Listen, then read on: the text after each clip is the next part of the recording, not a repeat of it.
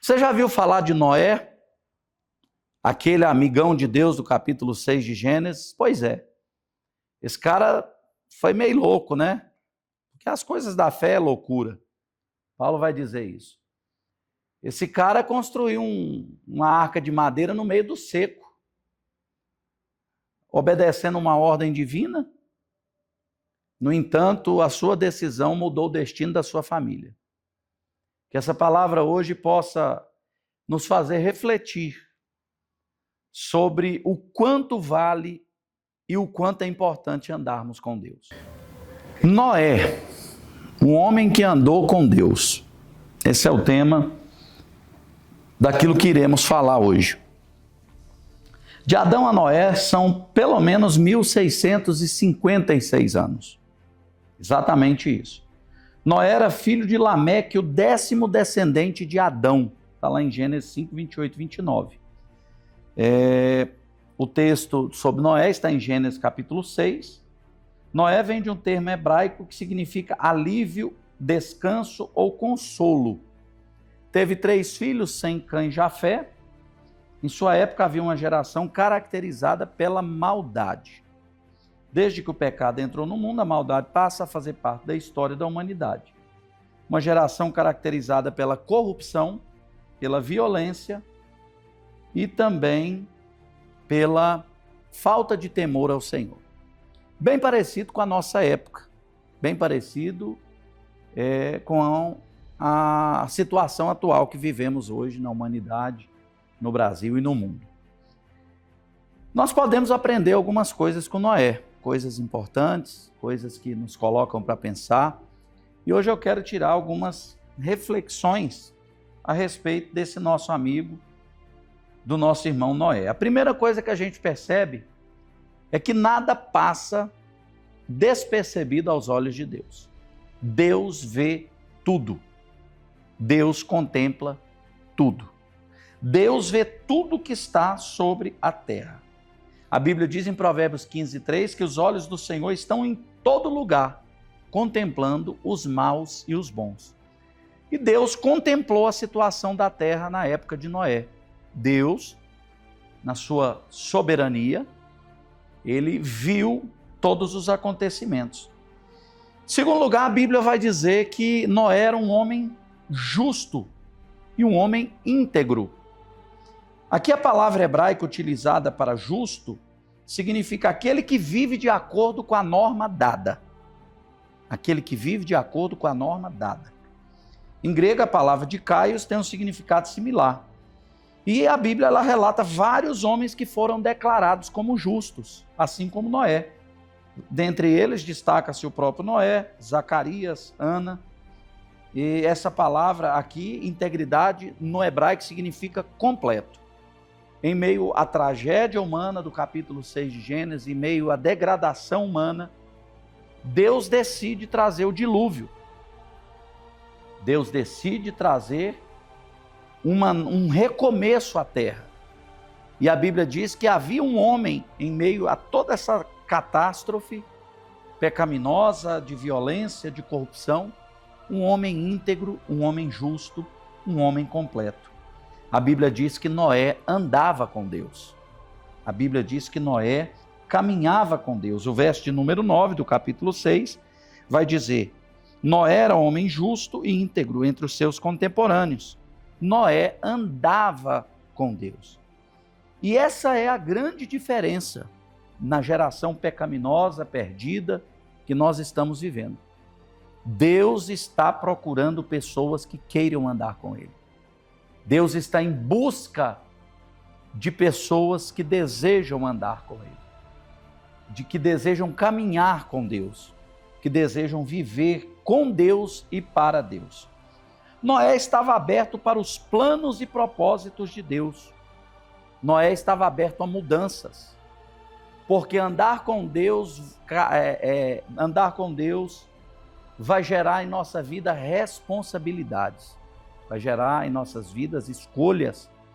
Noé estava aberto aos propósitos de Deus, deixar o seu conforto, né? A sua vida diária, meio e mesmo a uma geração perdida, receber uma ordem de Deus da seguinte maneira: Noé, vou acabar com tudo, preciso que você construa uma arca para você e a sua família apenas. Meu irmão, isso não é uma decisão qualquer. É uma decisão qualquer quando você lê a Bíblia rapidamente, correndo. Mas quando você entra no texto e você percebe tudo que está em jogo, você começa a perceber a seriedade daquilo que Deus chamou Noé para fazer. Por quê? Porque grandes decisões carregam grandes responsabilidades. Quando Noé decide ser diferente de todos, ele está também dizendo: eu estou disposto a tomar decisões diferentes de todos. Então agora Noé está aberto aos planos de Deus, e quando Deus queria falar com alguém na terra, em meio à maldade, Deus falava com Noé. Deus falava com Adão e Eva todo dia, Deus falava com Moisés, e Deus ainda fala com os seus. Talvez você nunca tenha tido essa experiência, mas ainda hoje, Deus deseja filhos que Ele possa falar com eles na sua intimidade, no seu particular, homens entregues a Ele, homens consagrados a Ele, homens que desejam mais a Deus do que essa própria vida, homens que não conseguem dividir Deus com essa terra, onde Deus é a sua prioridade. Quando Deus deseja falar com alguém na terra, talvez Ele procure dentro da sua casa, dentro da minha casa. A Bíblia diz que Deus procura verdadeiros adoradores, que adoram o Pai em espírito e em verdade. A Bíblia diz em Ezequiel que Ele procurou um homem que estivesse na brecha e não achou. Isso significa o quê? Que Deus está procurando alguém para falar com Ele, para se revelar a Ele, assim como se revelou aos demais. Deus fez uma aliança com Noé, justamente. Deus fez uma aliança com Noé. Deixa eu te ensinar uma coisa. Deus não faz nada sem alianças. As alianças que nós fazemos dizem muito respeito a quem nós somos e a quem pertencemos. Deus não trabalha sem alianças. Deus não é uma prostituta. Deus não é alguém que vai ter um momento de fornicação, de prazer, e de repente você diz: não quero mais, e não. Deus, Ele está atrás de alianças. Aliança é um pacto. Aliança é alguém que faz um compromisso de eternidade com você. Quando uma mulher se casa com um homem se casa com uma mulher, e coloca uma aliança no seu dedo, ele está fazendo um compromisso de até que a morte os separe, né? E exceto por uma situação que não vem ao caso aqui nesse vídeo. Então, Deus fez uma aliança com Noé, e essa aliança ela está até hoje, que é a aliança do arco. Todas as vezes que eu olho para o arco no céu, eu lembro que houve um homem na terra que conseguiu chamar a atenção de Deus. Deus cumpriu a sua promessa para com Noé. Imagine eu estar sentado aqui fazendo esse vídeo hoje para que você estivesse aí na sua casa, no seu trabalho, enfim, onde você estiver, e Deus chegasse aqui hoje e dissesse: meu filho,